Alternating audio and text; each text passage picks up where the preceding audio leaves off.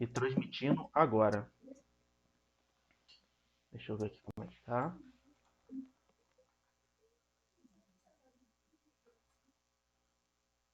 Pronto. Deixa eu ir vendo aqui pelo celular também, aproveitar.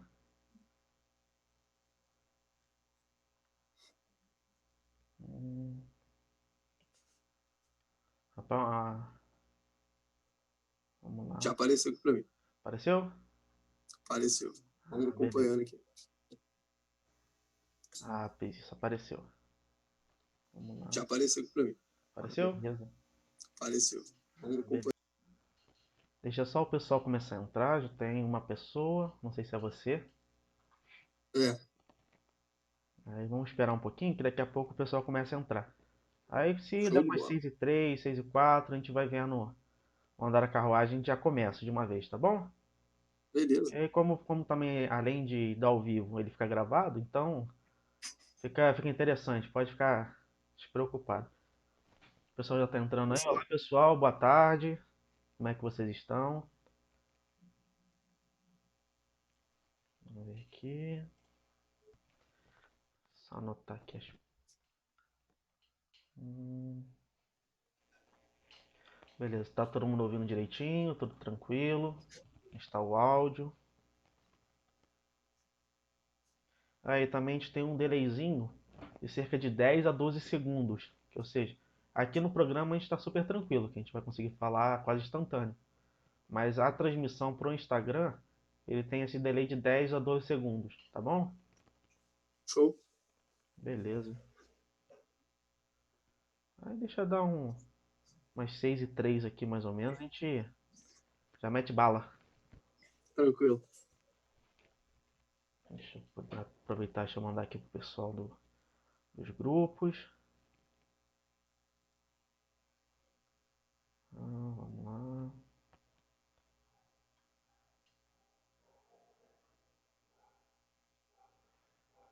Vou colocar aqui.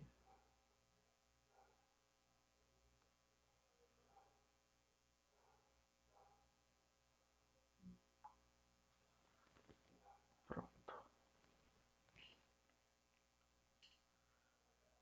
Então vamos começar. Vamos já adiantar nosso expediente também, para não ficar uma coisa muito. Ficar aqui paradão. Então a gente começa, a Beleza. pessoa entrando aí. Tá começando. Então, boa tarde, gente, tudo bom? Aqui é o Marcos, aqui da Zen Paisagismo, sou o projetista da Zen Paisagismo. Eu trouxe aqui hoje o Pedro. O Pedro, ele é dono da Aqua Show, aquarismo aqui da região de Volta Redonda. Eu trouxe ele, é interessante que nesses bate-papos eu estou tentando trazer vários sistemas diferentes, vários assuntos diferentes, para as pessoas conseguirem ver como o paisagismo consegue se relacionar com os assuntos mais diversos. E no caso, muitas pessoas podem ter se perguntado: poxa, mas como é que vai trazer um rapaz do aquarismo para falar um pouco de paisagismo? Então fiquem na live aí, assistam o vídeo, que vocês vão se impressionar com a quantidade de similaridade que existe nesses assuntos, tá bom? Então, Pedro, te passo a palavra, pode se apresentar aí pro pessoal, tá bom? Boa noite, galera. Tamo... É um prazer estar aqui, né? Falar com o Marcos e tudo. A gente recebeu esse convite aí do Marcos para a gente compartilhar um pouco dos conhecimentos que a gente tem sobre o aquapaisagismo, o paisagismo junto. E tem muito a ver, né? Fique aí na live, você vai perceber que realmente tem muito a ver. O conteúdo é bem é, similar, né? Em certo ponto. E eu sou sócio ali na Aquashow, tem uns 4 anos já que eu mexo com aquarismo, tem de 4 a 5 anos aí que a gente está nesse ramo e nós somos especializados, aqui em Volta Redonda nós somos especializados em aquário, né? Mexemos tanto com água doce, que aí a gente abrange a maior parte dos biótopos, né? Tanto amazônico, ciclídeos, enfim, vários tipos de água doce, trabalhamos com água salgada também, temos corais, peixes, enfim, trabalhando nessa linha de especialidade no aquarismo. E aí eu tô animado por essa live aí, compartilhar os conteúdos com você, Marcos. Pô, bacana, cara.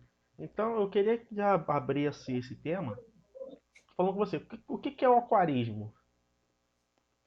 Então, a arte de criar peixes, né, em aquários surgiu há muito tempo, né, e e veio se perpetuando cada vez mais, crescendo, e deixou de simplesmente ser somente, né, a criação de peixes em tanques de vidro. As tecnologias foram avançando também para essa parte. Então, hoje nós temos filtros, né, de última geração, temos uma gama de conhecimentos, de pesquisadores também empenhados nessa área, e isso é muito bacana, isso facilita bastante também, né, nossa coleta de informações, nosso estudo, enfim, nossa especialização nesse ramo. O aquarismo, basicamente, é a reprodução de habitats naturais, né, em tanques de vidro. Então, a gente é, acaba priorizando, né? Não é sobre nós, na verdade, o aquarismo é sobre os peixinhos, né? Então, os organismos que habitam ali, as plantas, invertebrados, enfim. A gente prioriza o bem-estar deles ali, tentando reproduzir ao máximo, o mais parecido possível, a, o habitat natural deles ali. Ah, e isso é interessante que você fala de reproduzir o habitat, é de que como parâmetros, que assim a pessoa não acha que reproduzir o habitat seja apenas a visão, ou seja, ficar uma coisa natural, mas muito pelo contrário. Principalmente no aquarismo, quando a gente aprofunda um pouquinho mais, a gente vê que não é só o que a gente vê, é o que a gente não vê, ou seja, parâmetros químicos, físicos, etc. E como é que é? Exato. Pode falar um pouco pra gente, por exemplo, igual o tão falado pH, que, quer ou Sim, não, no paisagismo a gente tem que saber disso, porque muitas sim, plantas têm pHs diferentes que elas se reproduzem ou se desenvolvem de uma maneira, dependendo do quanto o pH está muito ácido, alcalino. Aí você conseguiria falar um pouquinho sobre isso sim. no Então, aquarismo? o que acontece, né? O pessoal tenta, às vezes, entra na loja, né? E pensa, poxa, eu quero um aquário, né? E simplesmente pensa no colocar peixe dentro d'água. Isso não é muito aquarismo, né? Mas a gente precisa, sim, manter esses parâmetros aí verificados, porque, por exemplo, tem peixes que são incompatíveis em determinado pH. Tem peixes que são de água ácida, que são de pH de 7 para baixo, né? 7, 6,2, ali até 6 é um pH considerado bacana para esses tipos de peixes, como Mato Grosso, acarajiscos, né? E outros tipos de peixes amazônicos. Mas existem os pHs, por exemplo, que são pH 7, peixe de pH 7, que são os neutros, são os poicelídeos, por exemplo, são os guppies, molinésias, enfim, peixes desse tipo. E os pHs mais alcalinos, que aí são de 7,0 até 7,6, 8,1, é um pH bacana para ciclídeo africano, para marinho também, entendeu? Então a gente tem testes hoje que são até de fita ou canetas mesmo, digitais, que podem fazer esses testes para nós. A gente tem outro parâmetro que é muito importante verificar, que é a amônia, por exemplo. Todo aquário, ele produz amônia naturalmente, né? Então, ele tende à produção de amônia por conta do metabolismo natural dos peixes. O peixe vai comer, vai fazer o cocô e aquela matéria orgânica vai se degradar no aquário e vai, entre aspas, estragando a água ao longo do tempo. Então, a gente precisa verificar esses parâmetros mais ou menos aí na prática mesmo, né? De semana em semana, dependendo do nível de maturação do aquário. Se você tiver um aquário já estabilizado, antigo, uma água velha, você consegue um tempo um pouco mais longo nesse tipo de teste. E os filtros ajudam a gente nisso também, né? Hoje em dia, a gente tem os SAMPs, os filtros hang-on, que ficam pendurados ali por trás do aquário. Hoje eles têm eles acabam ajudando a gente a manter a qualidade da água para os nossos animais. Ali a gente coloca a filtragem mecânica, explicando um pouquinho sobre filtros assim. A mecânica, que seria o perlon, a lã acrílica, que é a filtragem que para as sujeiras mais grossas, digamos assim. A filtragem química é o carvão ativado. A gente usa geralmente carvão ativado ou algum polímero diferente, que seria o Purigen, por exemplo, uma marca bem famosa. Então, ele faz bastante, assim, faz um trabalho bem legal na retirada de nitrogenados da água. Então, é bem legal para o aquário, deixar água cristalina. É a filtragem química e os anéis biológicos, que são onde as bactérias aeróbicas e anaeróbicas elas colonizam ali, para fazer o ciclo do nitrogênio, que é retirar, transformar essa amônia tóxica em nitratos, nitritos e fazer com que o sistema fique equilibrado, para não matar os nossos peixes. Pô, bacana, cara. E no caso, por exemplo, uma pessoa que quer entrar no hobby, o que você sugere para ela começar com o pé direito? Porque muitas pessoas, igual quando a gente estava conversando anteriormente, ela vai comprar um beta, ela quer iniciar com beta, ela quer iniciar com alguma coisa assim, sei lá, ter a tendência do iniciante, mas a É, gente sabe que não é assim. Às vezes é igual quando acontece muito paisagismo, que a pessoa fala, ah, não, eu vou fazer um paisagismo aqui, aí começa a comprar um monte de planta que não está de acordo com o local, sem um planejamento, então ela acaba próprio se frustrando com o passar do tempo, ou seja, a planta morre, ou não fica com o efeito desejado. Então, como é que você consegue dar dicas para esse pessoal que quer começar, que quer ter essa experiência de aquarismo, quer sentir essa emoção pela primeira vez? isso. O que você falou é importantíssimo. Planejamento é a palavra nesse momento, né? Tanto para o paisagismo, eu acho, quanto para o aquarismo ou qualquer outra coisa. Então, você precisa se planejar. Pra, e, na verdade, conteúdo e informação também é muito importante nessa etapa. Porque muitas vezes a gente vê a pessoa, eu quero um aquário, mas ela não sabe o tipo de peixe que ela quer, né? O tipo de planta, qual a linha, qual o segmento ela quer manter no aquário. Basicamente, se você vai numa pessoa que é leiga nesse assunto e vai falar, e entra na loja e bota ela de frente com os nossos aquários, que tem várias espécies, né? Muitas espécies diferentes, ela quer um de cada, os mais coloridos, e ela vai pela coloração e pelo formato. E quer botar a maior diversidade possível dentro do tanque dela. Mas não é bem assim. Então, assim, um conselho básico é informação de qualidade. Né? O que a gente prioriza na nossa loja é informação. Então, primeira coisa, faça o maior aquário que você puder, de primeira. Né? A pessoa não faz um aquário menor que vai te dar menos trabalho. Mentira, né? Mentira, por quê? Quanto mais água você tem, maior o volume de água que você tem para diluir os parâmetros. Então, obviamente, né, você vai ter assim, uma, uma concentração de amônia bem pequena no aquário de 2, 3 litros, é muito tóxica em relação a um aquário de 100 litros. Né? Então, se você tem muito mais água para diluir esses tipos de parâmetros, você tem uma facilidade para manutenção. Num aquário de 2, 3 litros, a temperatura também varia muito rápido, o pH também. Então, os parâmetros são muito voláteis, você não consegue. Quem consegue dominar um aquário pequeno, sim, vai se dar bem num aquário grande, né? Mas é difícil. Para quem está começando, por exemplo, se ele começa com um pequenininho, ele vai dar errado muitas vezes, até ele acertar direitinho. Aí ele pode, nesse caminho, se frustrar com o hobby e acabar desistindo. Então, duas dicas importantes: informação de qualidade, né? E também, se você puder, o maior aquário de primeira é melhor, né? E filtragem específica, porque aí, se você procura uma loja especializada, é melhor porque eles podem te informar. Filtragem específica, peixes que você pode manter junto, entendeu? Compatibilidade de peixes, plantas para esse aquário ou não, isso depende. Ah, entendi. Isso eu acho que até responde já uma pergunta do Pedro, aqui do outro Pedro, que ele falou qual é o maior desafio para se ter um aquário grande. Então, justamente o que você falou, é justamente o contrário, é mais fácil você ter um aquário grande justamente por isso, pelos parâmetros se estabilizarem melhor do que um aquário pequeno. Tanto se em lagos, eu não sei, em aquário é 10 vezes, a filtragem tem que ser 10 vezes maior do que a do aquário em si, né? Se eu não me engano. Isso depende. Porque, por Depende. exemplo, no aquário plantado, as plantas já auxiliam na filtragem também, porque Uhum, elas conseguem fazer o metabolismo ali dentro, fotossíntese, e elas conseguem retirar alguns nutrientes da coluna d'água que auxiliam na filtragem do aquário. uhum. Então, elas ajudam bastante. Em aquários plantados, geralmente a gente coloca 5 vezes a litragem do aquário, dependendo da fauna que a pessoa tem. Então, se ela tem. Porque, basicamente, com aquário com plantas são peixes diminutos, são peixes bem pequenos e de cardume, que é o que dá o charme do movimento, né, do aquário. Então, a gente aconselha uma filtragem não muito robusta, até por conta, por exemplo, o carvão ativado não é muito aconselhado no aquário plantado, porque ele tira alguns nutrientes da água que as plantas vão utilizar para o metabolismo, entendeu? Mas aquários de ciclídeo, kingios, né, que são as carpas, por exemplo, também, eles sujam bastante. Então, precisa de uma filtragem que basicamente é o que você falou. A gente calcula para 10 vezes a litragem no aquário. Ah, interessante.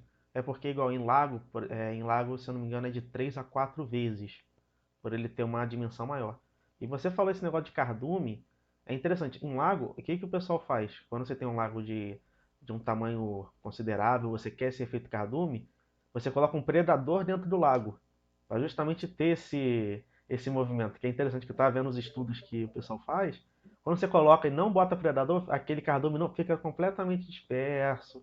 Você não tem aquele momento. Eles botam, por exemplo, um predador do peixe ali, ele aí começa esse instinto. É muito bacana você trabalhar com esse tipo, além de você já dar alimento para o seu próprio predador, né? No caso, para o peixe que você tem ali, você já tem um ciclo Sim, acontecendo. Você tem o efeito desejado. isso aí. O que acontece? No, no aquário de plantas ou plantado, a gente costuma colocar muito neon, né? A gente vê o neonzinho, que é aquele peixinho com azul com vermelho, né?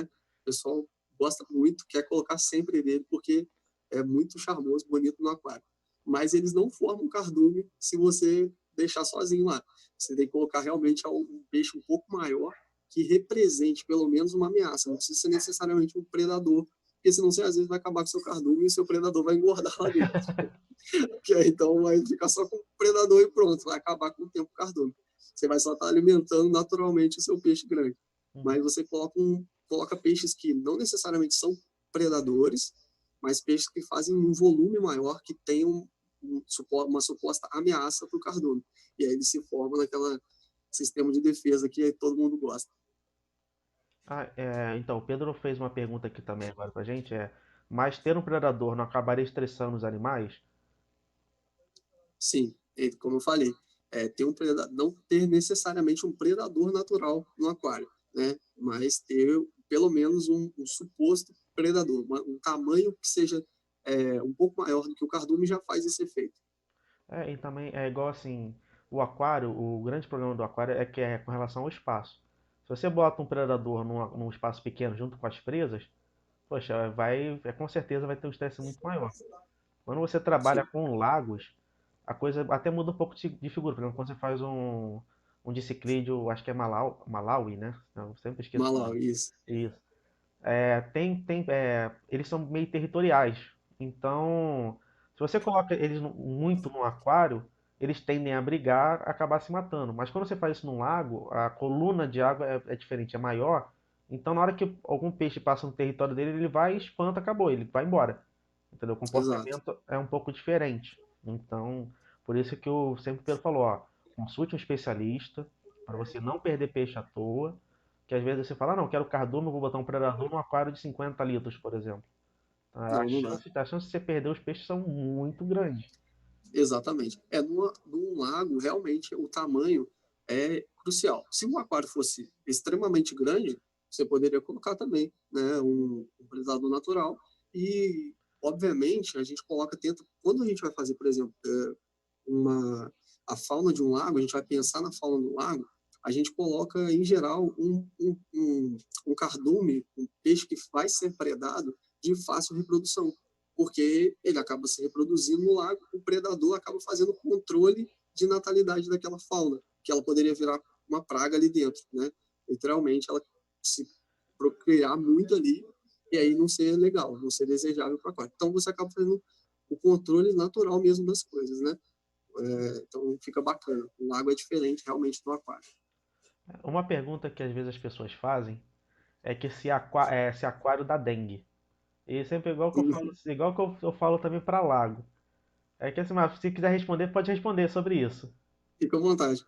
É porque assim, se você tem um aquário, um lago, um ambiente em que essa água esteja com uma certa qualidade, ou seja, esteja mais transparente, não tenha tantas raízes ou coisas para as larvas se esconder, os peixes acabam comendo a larva, o ovo e o mosquito, se depender. Exatamente. É Uhum. isso aí. E fora que assim, a sua água está passando na filtragem, né? Tanto para um lago quanto para um aquário, a sua água precisa passar na filtragem bacana. Então tem todo aí um sistema preparado para não deixar esses mosquitos pousarem e depositar seus ovos ali. Ah, beleza. E uma coisa que até um assunto mais da atualidade, devido a esse esquema de reclusão social, pandemia, o movimento para conseguir ter algum hobby chegou a aumentar na parte do aquarismo? Marcos, eu vi sim, cara. Eu vi sim um aumento. O que aconteceu? O pessoal foi ficando dentro de casa, né? O pessoal foi ficando dentro de casa, e aí foi olhando para o aquário ou tentando inventar algumas coisas ali. Peraí, só um minutinho. Uhum.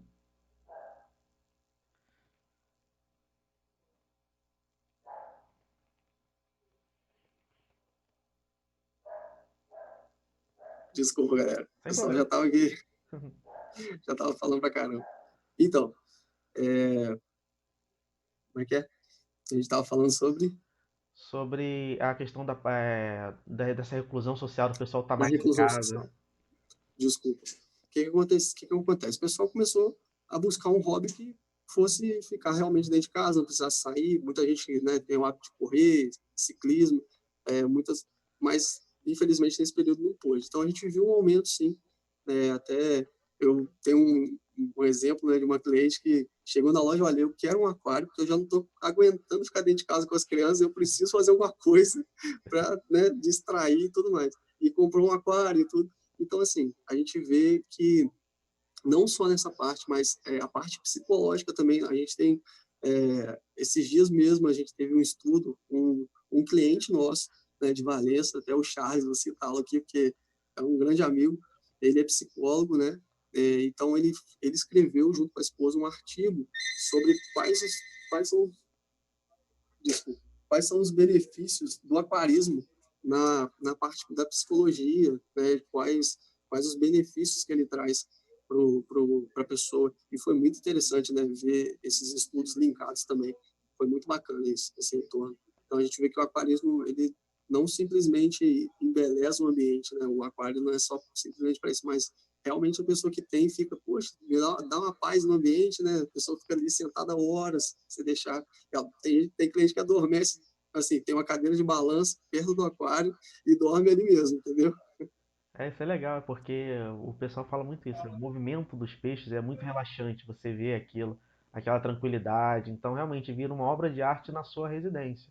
É o que está acontecendo muito nessa parte do paisagismo em si. As pessoas estão procurando meios de se entreter, porque elas não aguentam mais ficar em casa, e às vezes ela tem um não lugar ali, digamos, um não lar, ela não tem uma identidade, porque como as pessoas estressam dia a dia, a rotina, você trabalha, estuda, então você não tem aquele tempo de ficar em casa. A partir do momento que você Sim, para ali, você fala, poxa, eu não estou me identificando com a minha casa, porque você só dormia, você não se atentava a isso. E então as pessoas estão realmente buscando algo em que faça com que elas ocupem o tempo e faça com que deixe mais bonita a casa, mais a cara dela. Então, verdade. isso é muito legal, porque, poxa, o aquarismo, poxa, é muito bacana você mexendo, você ter aquela sensação de estar fazendo o negócio, estar saindo certo. Sim, No paisagismo, principalmente, está saindo muito sobre mini terrários, que as pessoas estão comprando, tentando trazer o verde, principalmente em apartamentos pequenos, que dão essa sensação de eu estou fazendo alguma coisa, eu estou cuidando. Né? Pode ser três, quatro plantinhas, ela fala, não, dá até nome para as plantas. Então, assim, é uma justamente. coisa muito bacana. Deixa eu ver só. Aqui, tem uma pergunta do MKT Digital. Esses animais ditos limpadores são suficientes para uma limpeza completa ou ainda é necessário sempre fazer uma limpeza periódica? Então, é necessário sim, tá? A gente brinca, né, que tem gente que chega lá querendo comprar peixe que limpa o aquário e para a pessoa não ter trabalho nenhum. Mas não é bem assim. O que acontece? A gente, às vezes, coloca espécies, indica espécies, né, para a fauna, que são limpadoras, que são comedoras de alga, que assim, é um aspecto que não é legal para o aquário, visualmente falando, né? Porque no habitat, no ambiente natural, isso é bem comum. Mas a gente indica, por exemplo, o pessoal chega pedindo cascudo para limpar o aquário, né? Aquele peixe que tem a boca raspadora, que fica no fundo do aquário, no vidro, bem comum, né? O pessoal, quero um limpador de aquário. Está se referindo ao cascudo, mas não é bem assim. O cascudo, ele tem um metabolismo muito rápido, come muito, come ração também, e acaba sujando o aquário mais do que limpando. Por exemplo, ele raspa troncos, ele faz uma baguncinha, se tiver plantas, por exemplo, ele acaba desprendendo as plantas do substrato, ele acaba fazendo uma bagunça se não for colocado a espécie certa. Existem cascudos que crescem muito, outros menos. Mas mesmo assim, com esses tipos de peixes, né, mesmo os limpadores, os camarões, alguns comedores de algas siamês, coisas desse tipo, mesmo combinando todas essas espécies, é preciso fazer a limpeza periódica por conta dos parâmetros químicos da água, né? Como eu falei ali, existem amônia, nitritos, nitrato, que vão deteriorando a água com o tempo. E, periodicamente, você tem que trocar o carvão ativado, por exemplo. Você satura de 30 em 30 dias. É o período que geralmente a gente troca. Então, ele satura, para de filtrar, chega no seu limite, a gente troca o carvão. A mídia biológica, que é o que faz a conversão da amônia, essas coisas, a gente não troca ali, porque senão você perde a colônia. Quando a gente começa um aquário novo, a gente passa por um período de ciclagem, né, que é o tempo dessas colônias começarem a se proliferar dentro do aquário e manter o habitat equilibrado ali, tirando esse nível de amônia tóxica do aquário. Então, a gente não troca a cerâmica em si, mas uma troca parcial de água é feita a cada, geralmente, 15 dias. Você troca parcialmente a água, geralmente são 20%. Você troca 20% do aquário de 15 em 15 dias, uma água condicionada, sem cloro, para não agredir os peixes que estão ali. Assim você não troca a água do aquário toda, nunca faça isso, tá? Não troca a água do aquário todo, nem limpa com detergente. Muita gente fazia isso, né? Pegava buchinha, limpava com detergente, esfregava a rocha, mas não é assim que é feita a limpeza do aquário hoje em dia. Se você troca a água do aquário inteira, você vai passar pelo período de ciclagem que eu falei novamente. As bactérias que estavam ali se colonizando no aquário, convertendo essa amônia, tirando essa amônia que mata os peixes a longo prazo, no aquário elas vão embora com a água velha que você jogou fora. E aí, quando coloca uma água totalmente nova, vai passar por um período de novo para ciclar esse aquário. E aí, provavelmente, nesse inteirinho, você vai perder os peixes. Ah, pô, bacana. E assim, até dar um apelo pro pessoal, evitar de, assim, de achar que você tem o peixe que come cocô, que o pessoal fala muito isso. Não, vai. Não, então o peixe ele tem que se alimentar de uma forma nutritiva. Você quer um peixe saudável, então você não. Você pode ter, por exemplo, camarões, se eu não me engano, eles se alimentam de detritos, peixes mortos. Isso, Mas, poxa, igual você não vai ter. Você tem um bicho 100% saudável, você vai ter que dar uma ração apropriada. Não, tem muito camarão, o camarão aquele azulado, que não esqueci o nome, são os neocaridinos. isso, ou seja, eles são bonitos, mas você tem que ter um cuidado, você tem que ter uma manutenção para deixar esses bichos saudáveis e Isso no aí, mais alto patamar que você quer. verdade. E deixa eu ver aqui, mais uma pergunta não. A gente Então, costuma falar também, Marcos, oi? a gente costuma falar que quem gosta do aquário nunca tem trabalho, né? Hum, Porque é aquilo, se você faz o que você ama, você não vai te dar trabalho, né? Vai te dar prazer na hora que você fizer. Então, assim, a manutenção acaba sendo parte disso também. Hoje, a loja, a gente trabalha com um contrato de manutenção mensal, eu tenho isso na loja, a gente vai a domicílio, né? Eu cuido dos aquários de clientes próximos, então eu vou quinzenalmente, marco essas visitas, faço as trocas parciais, faço o diagnóstico de doença, faço testes na água. Então, assim, eu tenho todo esse serviço. Porém, o que a gente aconselha, né, o que a gente até incentiva, é que a pessoa goste mesmo do aquário e interaja assim, porque ela, ainda mais nesse tempo, né, ocioso, de reclusão social, a pessoa acaba tendo algo que fazer, ela mexe no aquário, interage, e é bacana isso. não, e isso é legal, porque realmente acontece isso muito com até meus próprios clientes, em que eles pegam, começam a falar, não, eu só quero ter um jardim bonito, um jardim funcional, coisa e tal. Mas quando a pessoa começa a ter a vivência do, de estar ali, de estar sentindo que é um ser, algo vivo, que aquilo tem mudança, que você pode melhorar, que você pode botar isso ao seu jeito, ao seu gosto, a pessoa começa a tomar essas iniciativas. Fala, não, eu vou só trocar um negocinho aqui. Ah, vou botar uma coisa melhorzinha. Agora eu vou botar um sistema de irrigação, um sistema de iluminação. Então quando vê, fica aquele jardim tunado. É igual, já fiz muito isso na minha época de hobby de aquário. No meu eu comecei com um aquário simples, você começa, não, um filtrinho aqui. Aí quando você vê já tá com luz de LED, você já tá com um Exato. filtro de não sei o que. Ah, não, vamos botar bioglass, que antes era só a mídiazinha É normal. isso aí. Então você vai fazendo muito isso, você vai fazendo essas alterações, É muito isso mesmo. gostoso. E o aquário possibilita isso. Eu acho que o lago também, né? Uhum. Possibilita esse progresso, né? Você não precisa necessariamente, obviamente, se você, né, a gente tem um básico para começar. Não, não é necessariamente você vai começar. porque senão você perde muito peixe, enfim, se você não coloca a filtragem adequada de começo, fica ruim de você manter o aquário. Mas o aquário é progressivo também, né? E ainda mais com o tempo da própria água, a própria maturação biológica da água do aquário, crescimento de planta, crescimento de peixe, é muito bacana. A pessoa compra um peixinho pequenininho, aí depois vai à loja, poxa, o peixe está grandaço, isso é legal. Isso é bacana. Então, agora eu vou tentar entrar numa parte que é um pouco mais teórica, que seria essa parte dos aquários plantados. A gente falou um pouco aqui, eu gostaria que você falasse um pouco mais da sua experiência com aquários plantados, de como você, de iniciante, pode começar, porque nem tudo são flores nessa área de aquários plantados, ou seja, você tem um certo cuidado, você tem um certo investimento. Sim, Então, vamos começar a falar nessa parte para poder fazer o gancho do paisagismo que as pessoas vão até se impressionar de como tem teoria paisagística no aquapaisagismo de aquários. Tá bom, então pode começar. verdade.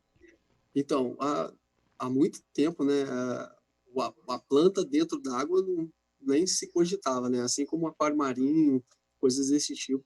Poxa, ter um aquário de água salgada em casa, um pedacinho do mar, era coisa que assim não se pensava.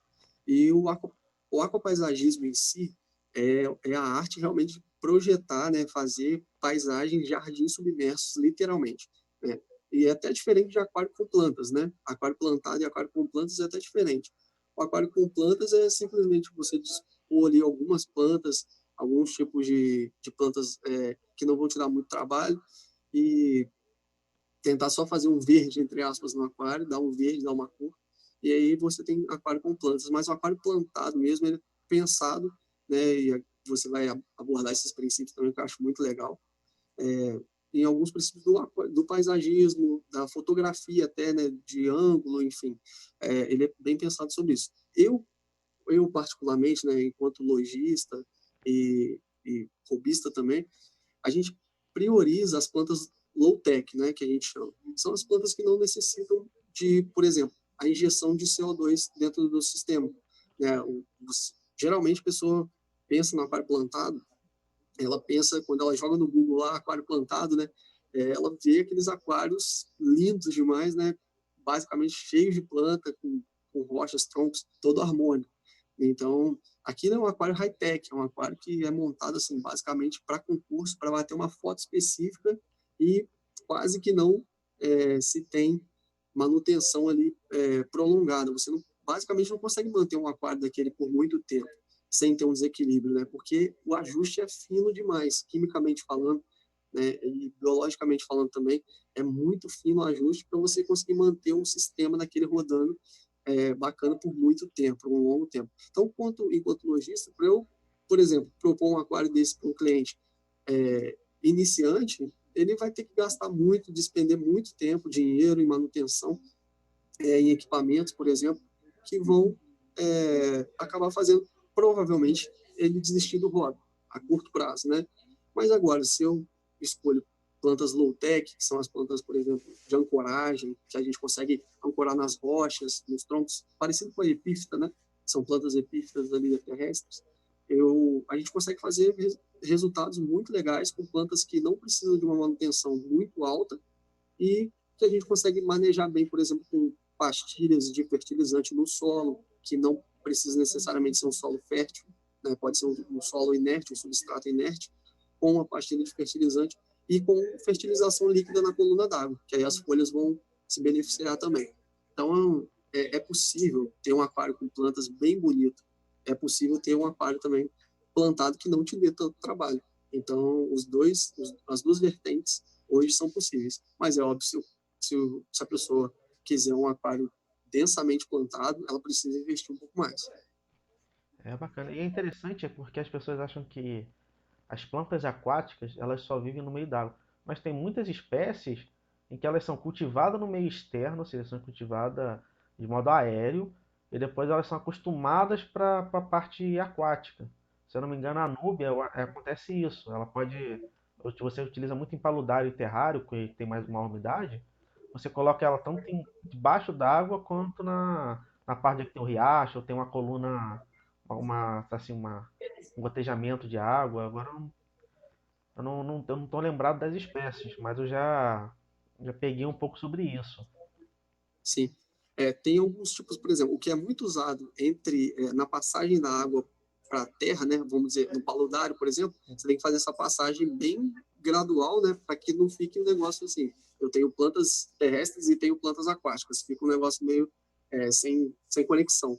Então, o que é usado muito é o musgo de Java, alguns Christmas moss, por exemplo, são musgos que têm um metabolismo até alto, são de baixo, assim, uma baixa manutenção, e você precisa basicamente de um respingo ali, né, para ele se manter bem. As anúbias também são assim. Algumas dessas, você só de umedecer as folhas, ela já fica bacana pra caramba. E consegue ter essa passagem legal ali da água para a terra. Ah, bacana.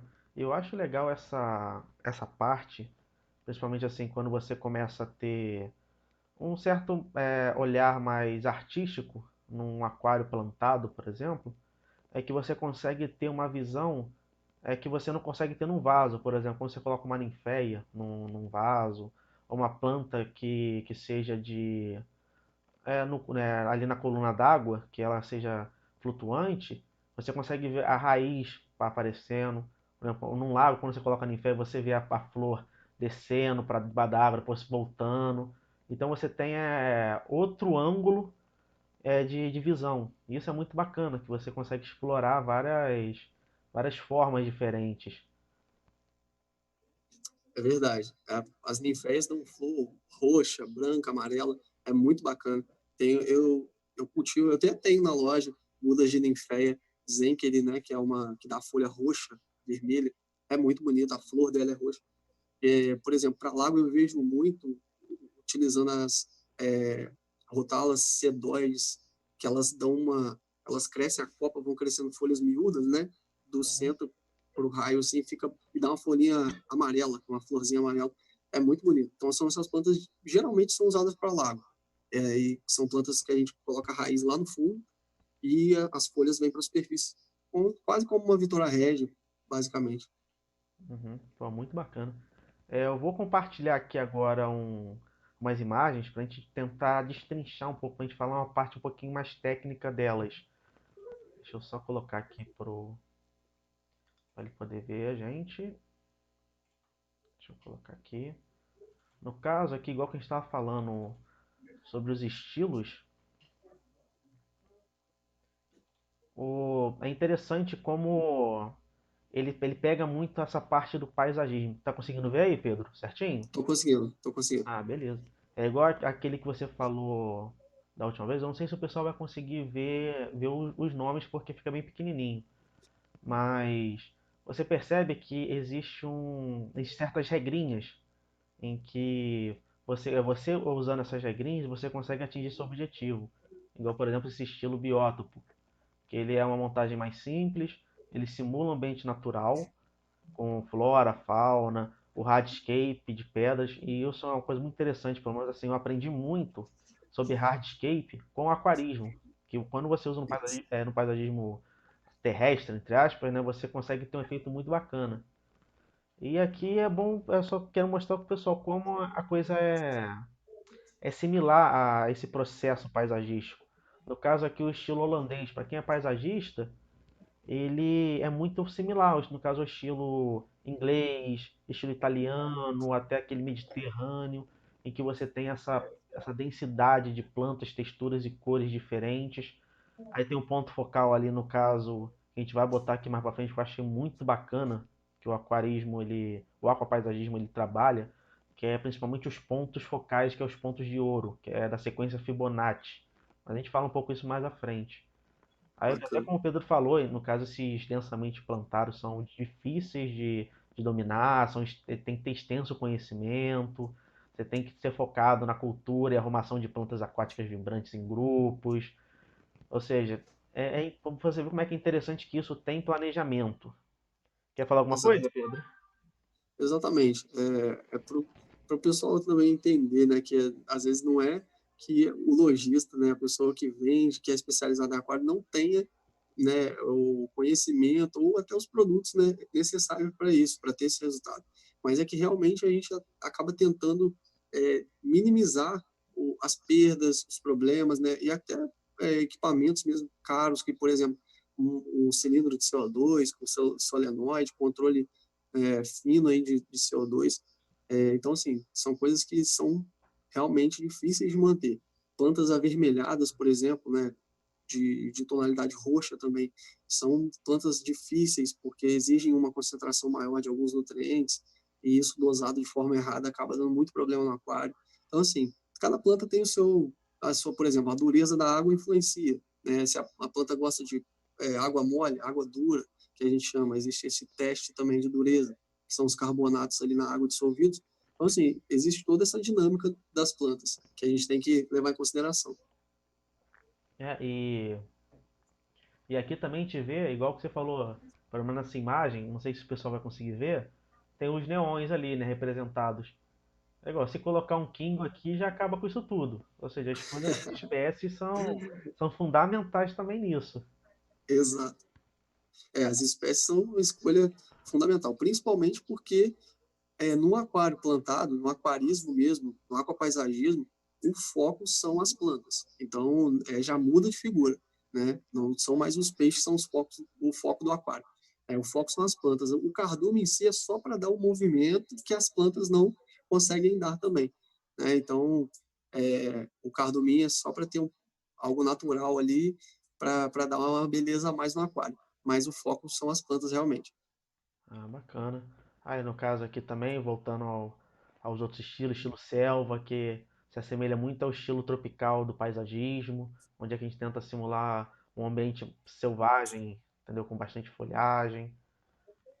Esse estilo Iwagumi é interessante porque, se vocês repararem, a...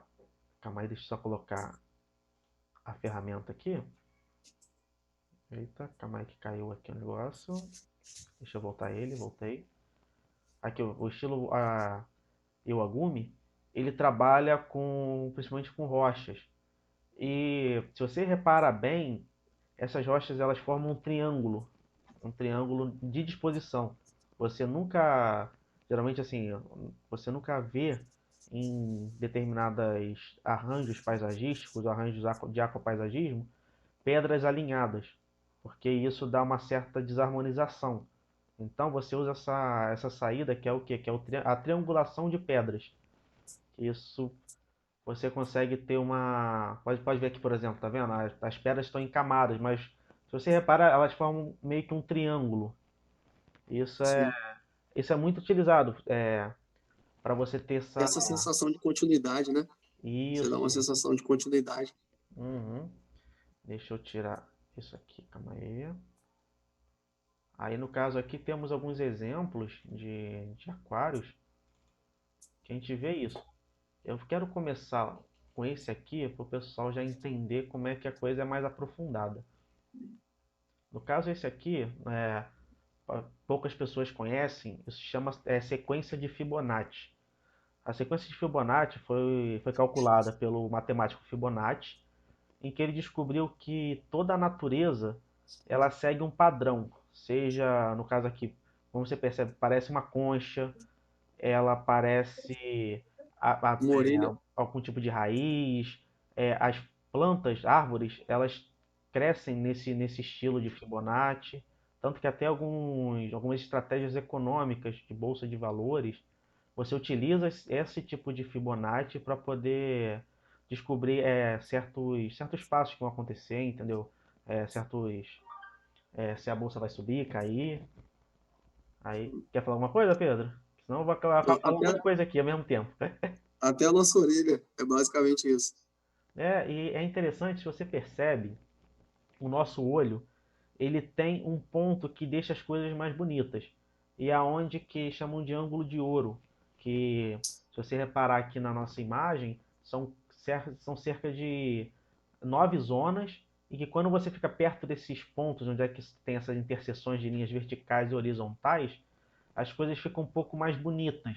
Isso é interessante que assim, é explicado pela sequência de Fibonacci. Então, quando você percebe um estilo desse, por exemplo, onde é que você tem essa imagem, o ponto de destaque sempre é ou uma pedra, ou um tipo de planta, ou um tronco, em que ele fica exatamente nessa área. E isso dá uma certa atração pra gente. Bacana demais, né? Aí, no caso aqui, por exemplo, eu quero que vocês reparem bem essa imagem para você ver aqui as próximas fotos.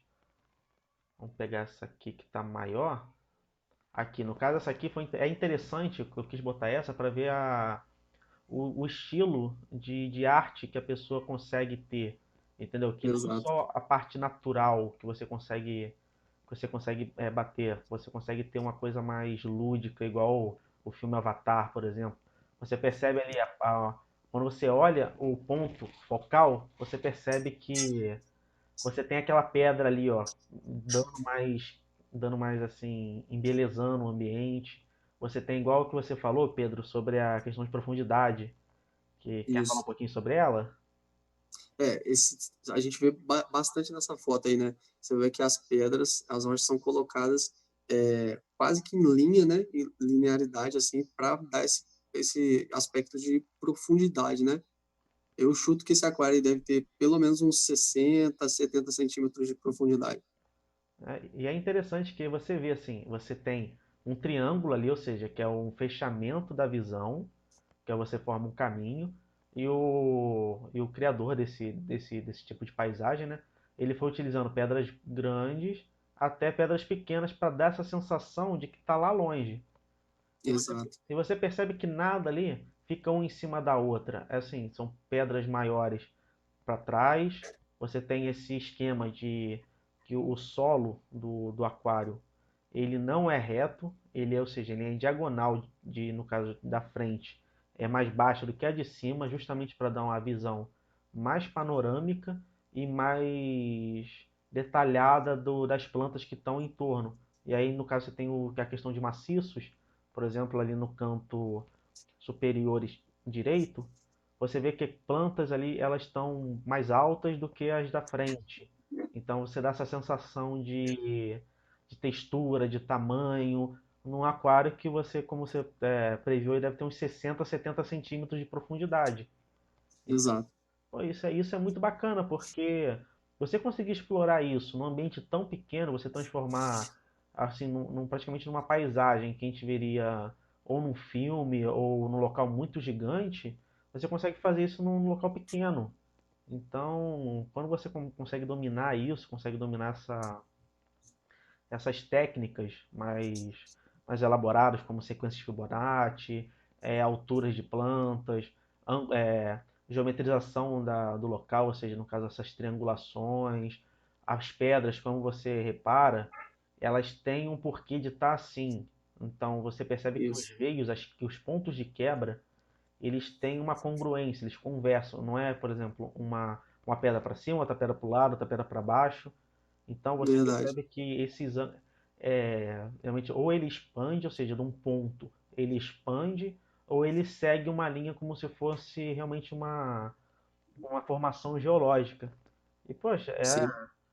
é muito Fantástico, né? interessante. Uhum. E, Tem uma pergunta aqui, tem uma pergunta aqui do Cruz Cláudio aqui, perguntando ah, se essas pedras flutuam.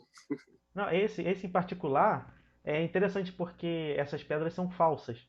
Eu vi um Isso. trabalho, eu acho que foi o primeiro cara que fez isso, tá acompanhando, em que ele se baseou no filme Avatar. E ali tem uns nylons que a gente não consegue ver. Essas pedras são, não sei se são de isopor, elas são É, menos eu densas tinha, que a eu água. tinha visto essa montagem também já. É, Não, realmente as pedras são falsas. eu achei incrível, que eu falei, cara, olha só o nível da pessoa. E tanto tem uma, não sei se você já chegou a ver, que o rapaz ele fez uma cachoeira dentro do aquário de areia. Então, Sim, é bem comum até. Eu já vi, sim. Bem bacana. eu me lembro da época que começou a virar uma febre isso. Na hora que eu vi o pessoal, eu acho que foi o primeiro um concurso lá maluco no Japão.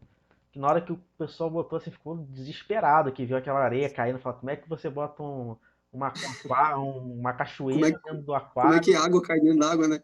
Parecendo o Bob Esponja, né? Que você tem fogo dentro da água. Então, assim, as coisas Exatamente. muito doidas. Aí, pô, você consegue fazer essa brincadeira. E imagina isso dentro da sua sala, dentro do seu quarto, dentro do seu hall de entrada. Cara, é incrível, É. é incrível.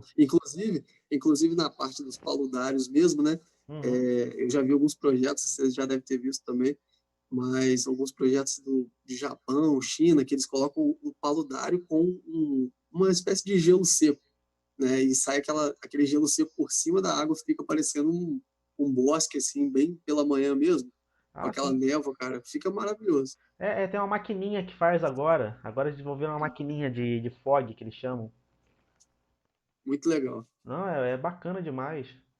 Aí no caso aqui, nesse outro, podemos ver a mesma coisa, um pedragismo forte, mas assim, por mais que tenha poucas plantas, umas plantas mais rasteiras, você tem essa sensação de imensidão, ou seja, que aqui é um rio seco, ou um vale em que eu posso caminhar ali.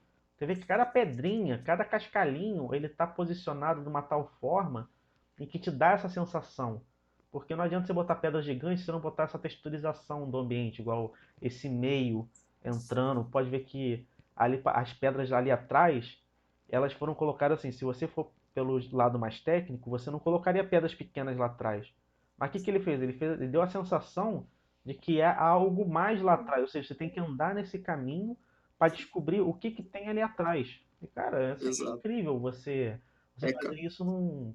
É igual, pelo tamanho do tubo ali, deve ter o quê? Uns 60 centímetros também de comprimento e uns ah, 30 não de. sei. Esse não dá para ver a borda do vidro, mas em geral, isso é uma medida padrão de aquário geralmente plantado. A profundidade são 60 centímetros e a altura gira em torno de 50 a 60 também, por conta até da incidência de luz, né? Para a Ah, luminária sim. não precisar ser tão forte para a coluna d'água não impedir muito essa iluminação rasteira no fundo também, por exemplo, para as gramíneas aí, né? Mas você vê que o layout é todo pensado baseado numa paisagem natural mesmo, né? O cara, ele viu uma foto de uma montanha de tal forma que ele reproduz dentro do aquário. Ah, e aqui, a princípio, essas plantas são mais tranquilas de cuidar, não são? Ou eu estou enganado? Então, os carpetes são bem difíceis, em geral. Difícil, né? Eu não consegui identificar qual é aí o carpete, mas provavelmente, né, é um carpete, sim, por ser forrageiro, né, ele forra bem o fundo. Então, assim, precisa de uma iluminação bacana, precisa de CO2 injetado na água para ter um crescimento legal. Senão eles acabam morrendo. Ah, bacana. Deixa eu ver aqui, tem mais um. Ah, no caso esse aqui, ó. O mesmo esquema, ou seja, ele utilizou só um tipo de planta, mas que deu essa sensação de vale, de campo, montanhas. Isso é muito comum no aquapaisagismo. E, cara, é incrível, assim, eu fico boquiaberto com esse tipo de imaginação, de criatividade do cara fazer isso. Muito legal, né? Né? Aí você É percebe que no criatividade mesmo, cara. caso. Muito bacana. É observação, né, do meio natural e criatividade. Muitas Uhum. vezes é criatividade. Não, e você percebe, se você reparar, os triângulos na paisagem. Se você tenta começar a colocar triângulos, você percebe, igual que eu falei, por exemplo, as pedras ali, tudo em triangular, ou seja, do meio, ali onde é que a imagem se afunila, se a paisagem se afunila, para as bordas, ou seja, você tem triângulos. Então, o Sim, triângulo é muito utilizado. muito legal. Deixa eu ver se tem mais algum aqui. Ah, não, a princípio só essa aqui. Vamos fechar com ela aqui Aí, por então. exemplo, deixa eu só uma Beleza. observação. Geralmente, Marco, ó, a pessoa que monta esse tipo de aquário para esse tipo de foto aí que a gente está vendo, são as fotos oficiais de concurso. Então, o que que ela faz? Aí dentro vai equipamento, né? Filtro, geralmente se usa um canister, que é o filtro que vem uma tubulação por fora e aí e fica embaixo do aquário, que é uma filtragem em gaveta, né? Você Uhum. consegue colocar as mídias filtrantes ali. Então, isso tudo fica dentro do aquário, né? E quando a pessoa vai bater uma foto oficial dessa daí, ele basicamente vai pingar umas 3, 4 gotas por cima da água ali, alguém pinga por cima para dar esse efeito, tá vendo? De efeito Aham. trêmulo ali, e Uhum. aí ele bate a foto oficial do aquário, entendeu? Porque esses concursos são por foto, né? Então, ele tira todo o equipamento, é, coloca painéis de fundo, enfim, faz todo um arranjo ali para ficar desse jeito aí, desse nível. Ah, bacana. Deixa eu fechar aqui. Então, já está encerrando. Parece que não, mas já passou 55 minutos já de conversa. Caraca, Passou, o tempo voa, cara. O tempo voa quando você vou começa a mesmo. falar sobre uma coisa que gosta. Entendeu? Eu só tenho que agradecer, cara, pela paciência, pelo tempo. Ó, sigam o Pedro. Pedro, no caso, é @aquashowAquarismo, tá aqui Isso. no template, tá o Instagram dele, mas sigam lá, vale a pena, tá bom? E Pedro, eu sempre tento terminar aqui, vamos tentar fazer o mais rápido possível para não cair a live. Uma frase Sim. outdoor para aquarismo, o que você falaria? Faça o maior aquário que você puder. Beleza, ó, pessoal, boa noite, tá? Pedro tá. Pode saudar o pessoal aí pra gente já acabar aqui, que eu tô Sim. com medo disso aqui cair. Galera, obrigado aí por acompanhar. Marcos, obrigado.